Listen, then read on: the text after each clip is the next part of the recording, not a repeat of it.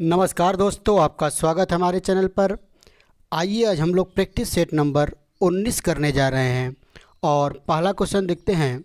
दिया कि वह छोटी से छोटी संख्या जिसे 6, 7, 8, 9, 12 से विभाजित करने पर शेष क्रमशः 2, 3, 4, 5, 8 बचे।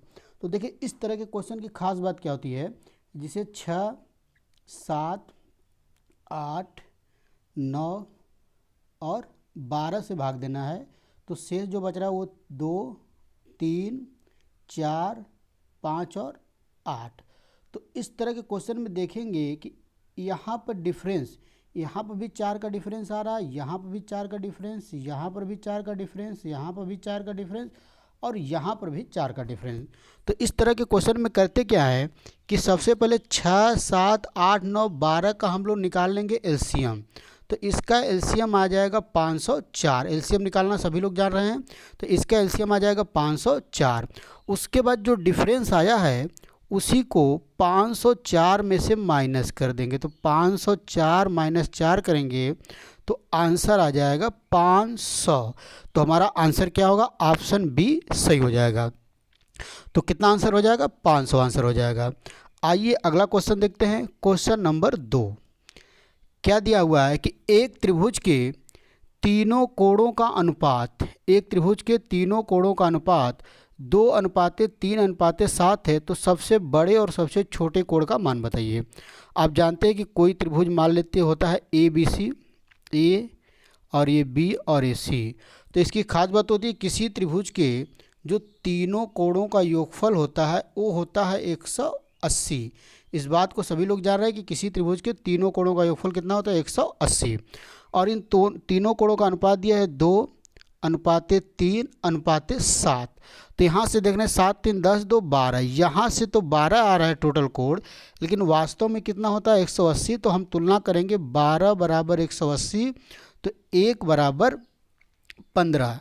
तो सबसे छोटा कोण क्या है? 2 है। तो 2 की वैल्यू कितना आएगा? 15 दूना के 30। और सबसे बड़ा कोण क्या है? 7 है। तो 15 7 105।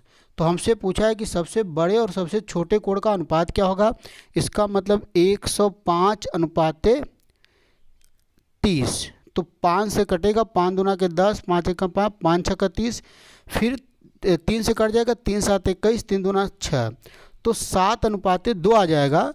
और ऑप्शन में कोई नहीं दिया तो इसको बना लेंगे हम लोग 7:2 ही इसका करेक्ट आंसर होगा।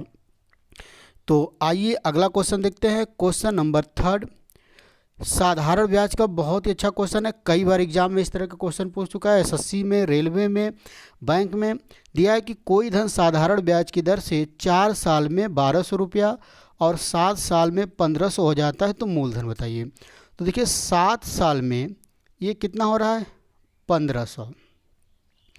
और 4 साल में कितना हो जा रहा था? 1200। तो यहाँ से जब डिफरेंस लेंगे तो जो 3 साल का, आप जान रहे कि ये जो हो जा रहा है तो वास्तव में ये मूलधन है और प्लस 7 साल का एसआई है। क्योंकि साधारण ब्याज दिया है तो 7 साल में 1500 हो रहा है। तो 7 साल में 1500 कैसे हो रहा होगा? मूलधन प्लस 7 साल का एसआई।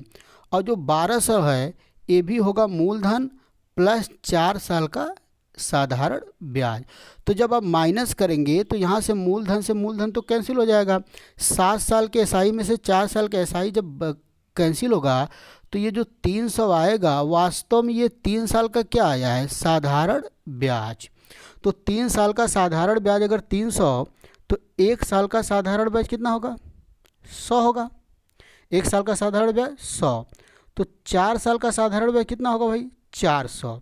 तो अब ये बताइए कि 4 साल का मिश्र धन है 1200, 4 साल का साधारण ब्याज है 400।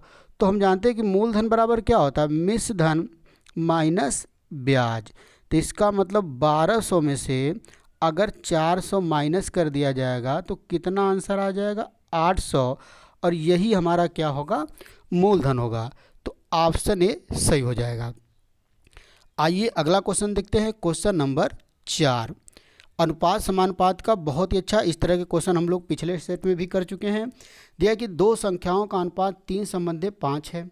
यदि प्रत्येक संख्या में 10 जोड़ दिया जाए तो यह अनुपात 5:7 हो जाता है। तो सबसे छोटी संख्या क्या होगी? अब दो संख्या का अनुपात है 3 संबंधी 5। तो सबसे जो बेसिक तरीका पहले सीखते हैं। मान लीजिए कि पहली संख्या हमारी n1 है 3x और दूसरी संख्या n2 हमारी हो गई 5x। प्रत्येक संख्या में 10 जोड़ेंगे, तो इसमें 10 जोड़ेंगे तो 3x + 10 हो जाएगा और ये 5x + 10 हो जाएगा। अब जो इनका अनुपात है मतलब 3x + 10 बटा 5x + 10 बराबर 5:7। यहाँ से तिर्यक गुणा करके आप x की वैल्यू निकाल लेंगे, उसके बाद छोटी संख्या भी आ जाएगी और बड़ी संख्या भी आ जाएगी। ये तो हमारा बेसिक तरीका हो गया। लेकिन इसी क्वेश्चन को हम लोग एक और तरीके से बहुत ही जल्दी कर सकते हैं। जैसे अनुपात 3 और 5 था, बाद में अनुपात कितना हो गया 5 और 7। आप देख रहे हैं कि प्रत्येक संख्या में 10 की वृद्धि करना है और यहाँ पर प्रत्येक संख्या में कितने की वृद्धि हो रही है 2 की। तो हम कहेंगे 2 की वैल्यू हमारी 10 है तो 1 की वैल्यू कितना हो जाएगा 5। तो छोटी संख्या 3 है तो 3 की वैल्यू कितना हो जाएगा 15 होगा। तो यही हमारी छोटी संख्या हो जाएगी। देखिए कितना जल्दी आंसर आ गया। तो ये दोनों तरीका है। तो एग्जाम में हम लोग इस तरीके से करेंगे तो आंसर हमारा कितना आ रहा 15। तो ऑप्शन सी हमारा सही होगा। आइए अगला क्वेश्चन देखते हैं। क्वेश्चन नंबर 5 ज्योमेट्री का क्वेश्चन है। दिया कि त्रिभुज पी क्यू आर और त्रिभुज एक्स वाई जेड समरूप है। यदि पी आर बराबर इतना, एक्स वाई बराबर इतना, वाई जेड बराबर इतना, तो P Q upon Q R का अनुपात पूछता है। तो सबसे पहले इस तरह के क्वेश्चन में हम लोग को त्रिभुज बनाना पड़ेगा। ये हमारा हो गया पी क्यू और आर। एक दूसरा हम लोग ट्रायंगल बना लेते हैं एक्स वाई जेड। अब पी आर की वैल्यू दिया है, मतलब इसकी वैल्यू दिया है 7.5 और उसके बाद क्या दिया एक्स वाई की वैल्यू दिया है, मतलब इसकी वैल्यू कितना दिया 18 और वाई जेड की वैल्यू दिया है 12। तो आप जानते हैं कि दो त्रिभुज अगर समरूप होता है तो उनके संगत भुजाओं का अनुपात बराबर होता है। संगत भुजा मतलब क्या हो गया, आप देखिए जैसे यहाँ पर लेंगे पी क्यू बटा, तो इसकी संगत भुजा होगा एक्स वाई। यहाँ पर पी आर तो इसकी संगत भुजा एक्स जेड और यहाँ पर क्यू आर तो इसकी संगत भुजा होगा वाई जेड। तो अब देखिए जो जो वैल्यू दिया उसको रख लेते हैं। पी क्यू का मान नहीं दिया तो इसको ऐसे रखेंगे। एक्स वाई की वैल्यू कितना दिया है 18 हो गया। पी आर की वैल्यू 7.5 बटा में एक्स जेड की वैल्यू नहीं दिया है तो इसको एक्स जेड ही रहने दिया जाए। क्यू आर की वैल्यू नहीं दिया है और बटा में वाई जेड 12। तो पूछा क्या है पी क्यू अपान क्यू आर। तो इन दोनों को लेंगे पी क्यू अपान क्यू आर, इसको बीच वाले को हम ध्यान नहीं देते हैं, इन दोनों को लेते हैं। तो यहाँ से पी क्यू बटा अगर क्यू आर करते हैं तो ये 18 इधर जाएगा और 12 नीचे रहेगा। 6 त्रिक 18, 6 दूना के 12। तो कितना अनुपात आ गया 3/2। 3/2 का मतलब 3:2। तो ऑप्शन हमारा बी करेक्ट हो जाएगा। क्या आंसर आ गया 3:2। आइए अगला क्वेश्चन देखते हैं। क्वेश्चन नंबर 6 क्या दिया हुआ है, आइए देखा जाए। दिया कि एक कोण अपने पूरक कोण के 1/3 से 10 अधिक है। पूरक कोण क्या होते हैं, ऐसे दो कोण जिनका योगफल 90 डिग्री हो जाए वो एक दूसरे के क्या कहलाते हैं पूरक कोण। तो अगर एक हमारा मान लीजिए दोनों का योगफल कितना होना चाहिए 90, तो अगर एक हमारा कोण थीटा हो गया तो दूसरा हमारा हो जाएगा 90 माइनस थीटा। भाई दोनों का योगफल 90 होना चाहिए, तो अगर एक कोण थीटा तो उसका पूरक कोण क्या होगा 90 माइनस थीटा। तो दिया कि एक कोण अपने पूरक कोण के 1/3, मतलब ये वाला इसके 1/3 से 10 अधिक है, तो मतलब माइनस करेंगे बराबर 10, क्योंकि ये इसके 1/3 से 10 अधिक है। तो 3 यहाँ पे एलसीएम ले रहे होंगे तो ये आ जाएगा 3 थीटा माइनस 90 और ये माइनस पहले तो प्लस थीटा बराबर 10। तो यहाँ पर हो जाएगा 4 थीटा माइनस 90 और 10 त्याई के 30। तो 4 थीटा बराबर आ जाएगा 120। तो थीटा बराबर आ जाएगा 4 त्याई 12 30 डिग्री। लेकिन बड़े कोण का मान पूछा है तो अगर ये 30 हो गया तो ये 90 माइनस 30 तो कितना हो जाएगा 60 डिग्री। तो बड़ा कोण कितना आ जाएगा 60 डिग्री आ जाएगा। तो ऑप्शन बी हमारा करेक्ट हो जाएगा। आइए अगला क्वेश्चन देखते हैं। क्वेश्चन नंबर 7 दिया है, बहुत ही अच्छा मिक्सचर एलिगेशन का क्वेश्चन। इस तरह का क्वेश्चन भी हम लोग एक कर चुके हैं। आप पहले क्वेश्चन को पढ़ा करिए, फिर वीडियो को वॉच करिए, फिर खुद करने की कोशिश करिए, उसके बाद ही सलूशन आप देखिए। यही प्रैक्टिस करने का सबसे अच्छा तरीका है। दिया कि 2 बर्तन में दूध और पानी का अनुपात 2 संबंधित 3 और 7:3 है। तो एक बर्तन में जो दूध और पानी का अनुपात है, मिल्क और वाटर 2 संबंधित 3 है और दूसरे में 7:3 है। यदि दोनों बर्तनों के मिश्रण को मिलाया जाए तो नए बर्तन में दूध और पानी का अनुपात। यहाँ पे एक चीज़ और भूल गया कि दोनों बर्तन का आयतन बराबर है। तो यहाँ पर देखिए इसका करने का ट्रिक क्या है, यहाँ पर दोनों को जोड़ेंगे तो 5 आ रहा है और यहाँ पर दोनों को जोड़ेंगे तो 10 आ रहा है। इस तरह के क्वेश्चन में यहाँ पर दोनों बर्तन का आयतन बराबर दिया है, ये नहीं भूल गया है प्रिंट करना, तो इसको आप मान लेंगे। तो यहाँ पर आयतन 5 है, यहाँ पर 10 है, जबकि दोनों बर्तन का आयतन बराबर है। तो आयतन बराबर करने के लिए हम इसमें 2 से गुणा कर देंगे, तो हमको इस अनुपात में भी 2 से गुणा करना पड़ेगा। तो ये हो जाएगा 4:9 और नहीं 4:6, यहाँ पर 4:6 होगा और यहाँ पर 7:3 होगा। तो अब देखिए यहाँ पर भी आयतन 10 आ रहा और यहाँ पर भी आयतन 10 आ रहा है। तो आप डायरेक्ट दूध और पानी को हम लोग जोड़ देंगे, तो दूध 4 यहाँ 7 यहाँ, तो कितना हो जाएगा 11 और 6 3 9। तो इसका मतलब नए मिश्रण में जो दूध और पानी का रेशियो होगा वो होगा 11:9, मतलब ऑप्शन बी हमारा सही आंसर होगा। आइए अगला क्वेश्चन देखते हैं, क्वेश्चन नंबर 8। देखिए ये भी मिक्सचर एलिगेशन का क्वेश्चन दिया कि 25 लीटर मिश्रण में दूध और पानी का अनुपात 4:5 है, तो कितना लीटर दूध मिलाया जाए कि यह अनुपात 16:1 हो जाए।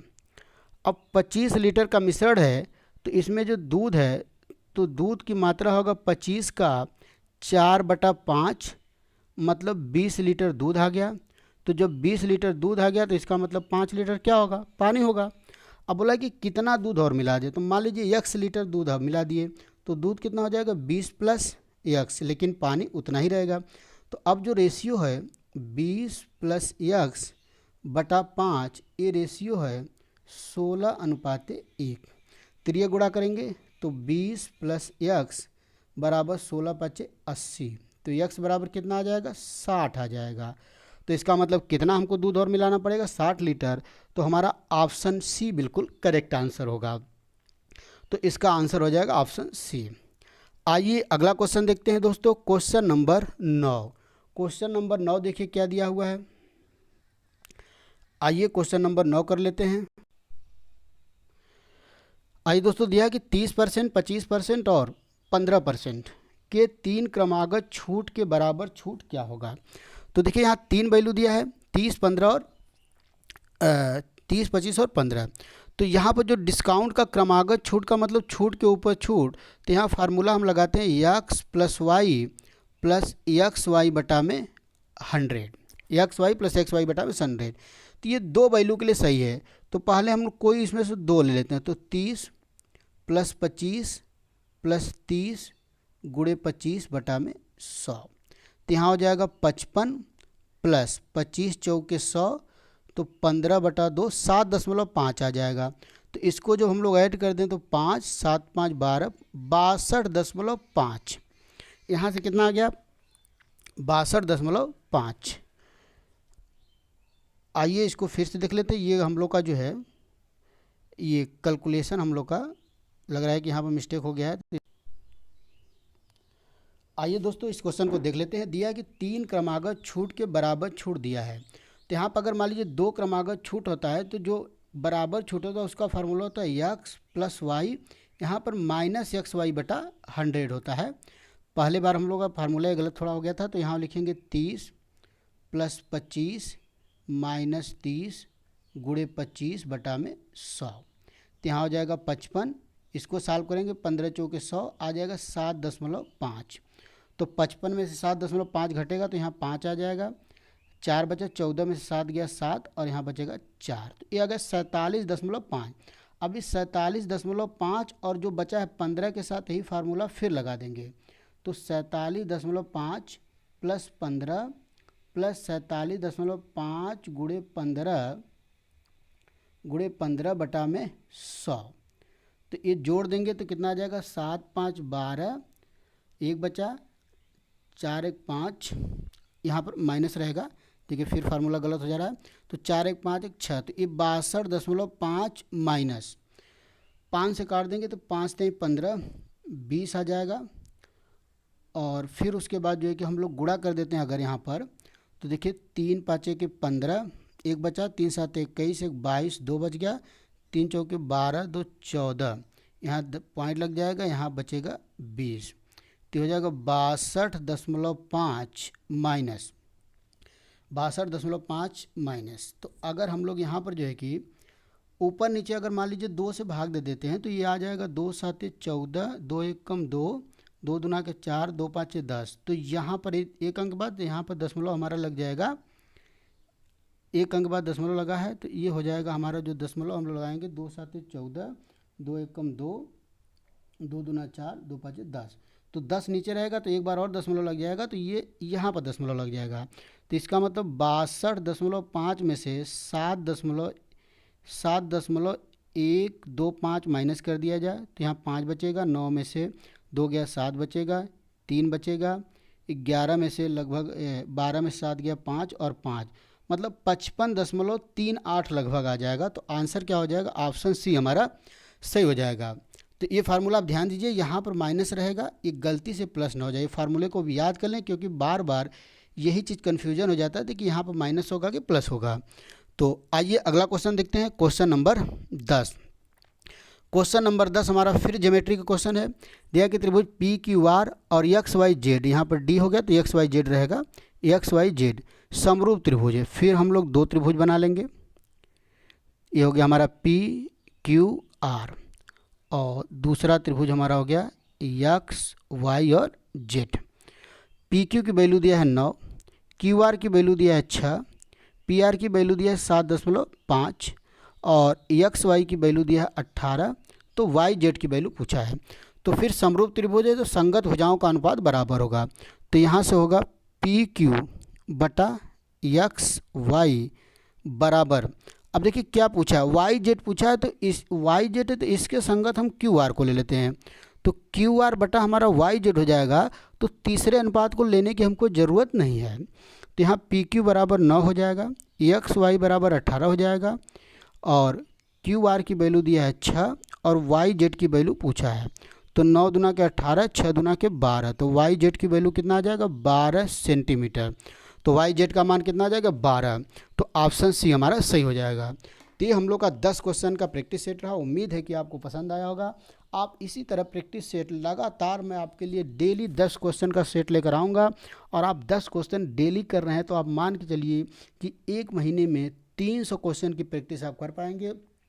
और जैसे हमको ज़रूरत लगेगी, एग्ज़ाम नज़दीक आ जाएगा, तो मैं प्रैक्टिस सेट की संख्या और बढ़ा दूंगा। एक की जगह 2-2 प्रैक्टिस सेट करेंगे तो डेली आप 10-20 क्वेश्चन की प्रैक्टिस, तो महीने में कम से कम 400-500 आपको अच्छे क्वेश्चन, डेली अगर 10 क्वेश्चन तो महीने में 400-500 अच्छे क्वेश्चन की प्रैक्टिस सेट आपको मिल जा रहा है।